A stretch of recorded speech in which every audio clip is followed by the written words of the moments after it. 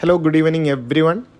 So ഇന്ന് നമ്മൾ നോക്കുന്നത് നമ്മളെ moving forward from the stone ഏജിൻ്റെ സിമ്പിൾ നോട്ട്സും അതുപോലെ അതിനകത്തുള്ള ക്വസ്റ്റ്യൻ ആൻസേഴ്സൊക്കെയാണ് നോക്കുന്നത്. സോ പഠിച്ചതൊക്കെ ജസ്റ്റ് ഒന്ന് ഒട്ടിച്ചു പോവാം. പാലിയോലിത്തിക് ഏജ്, അതിലെ യൂസ് ഓഫ് ടൂൾസ്, ആ ടൂൾസിൻ്റെ 3 സ്റ്റേജസ്, യൂട്ടിലൈസേഷൻ, അവരുടെ പിന്നെ ഫാഷനിങ്, സ്റ്റാൻഡർഡൈസേഷൻ, അതുപോലെ തന്നെ ഏതൊക്കെ ടൂൾസാണ് ഉപയോഗിച്ചിരുന്നത്, പെബിൾ ടൂൾസ്, ബൈഫേസ് കോർ ടൂൾസ് തുടങ്ങിയ കാര്യങ്ങൾ, അതുപോലെ ഫീച്ചേഴ്സ് ഓഫ് പാലിയോലിത്തിക് ഏജ്. ഇത് വളരെ ഇമ്പോർട്ടൻ്റ് ആണ്, നിങ്ങൾ പഠിക്കുക. നിങ്ങളിതിൻ്റെ പ്രിൻ്റ് ഔട്ട് എടുക്കണമെന്ന് താല്പര്യം ഉണ്ടെങ്കിൽ ഞാൻ ഇതിൻ്റെ ഫയൽ ഗൂഗിൾ ഡ്രൈവിൽ താഴെ കൊടുത്തേക്കാം. അപ്പോൾ നിങ്ങൾക്ക് അതിൽ കയറിയിട്ട് ഡൗൺലോഡ് ചെയ്തിട്ട് പ്രിൻ്റ് ഔട്ടായിട്ട് എടുത്ത് വെച്ച് പഠിക്കാൻ പറ്റും. ഒരു വലിയ ടെക്സ്റ്റ് ബുക്കിൽ ഒരു 10-14 പേജ് പഠിക്കുന്നതിനേക്കാളും ഒരു 3-4 പേജ് നിങ്ങൾ പ്രിൻ്റ് ഔട്ട് എടുത്ത് വെച്ച് കഴിഞ്ഞാൽ ഫൈനൽ എക്സാമൊക്കെ ആകുമ്പോൾ നിങ്ങൾക്ക് പേജ് മറിച്ച് ചുമ്മാ സമയം കളയണ്ട, ഈസി ആയിട്ട് ഈ ഒരു നോട്ട് നോക്കി നിങ്ങൾക്ക് പഠിക്കാൻ പറ്റും. അതിനുശേഷം ഫീച്ചേഴ്സ് കഴിഞ്ഞിട്ട് മെസോലിത്തിക് ഏജാണ്.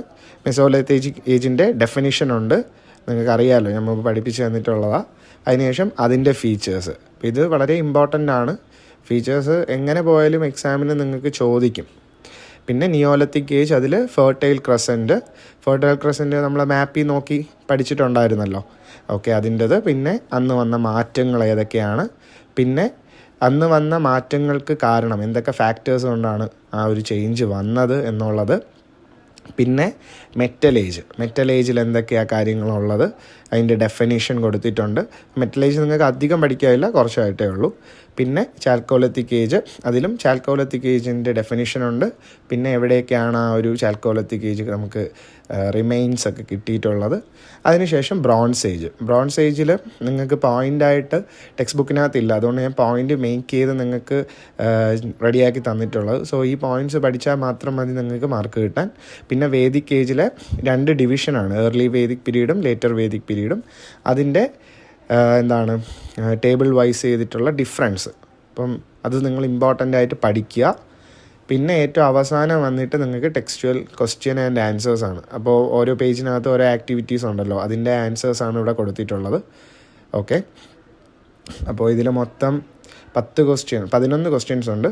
അപ്പോൾ ഇതൊക്കെ മൊത്തം നിങ്ങൾ നോക്കുക.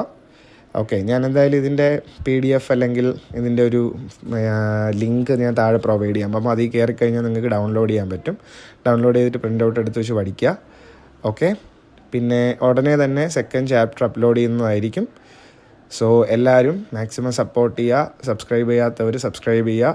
കമൻസൊക്കെ ഇട്ട് എന്തൊക്കെയാണ് ഇനി നിങ്ങൾക്ക് ഇമ്പ്രൂവ്മെൻ്റ് എന്നുള്ള ആവശ്യമുള്ള കാര്യങ്ങളൊക്കെ പറയുക. ഓക്കെ, അപ്പോൾ നന്നായിട്ട് പഠിക്കുക, ചുമ്മാ പഠിക്കാതെ സമയം കളയണ്ട. ഓക്കെ, അപ്പോൾ by. Until next video, see you.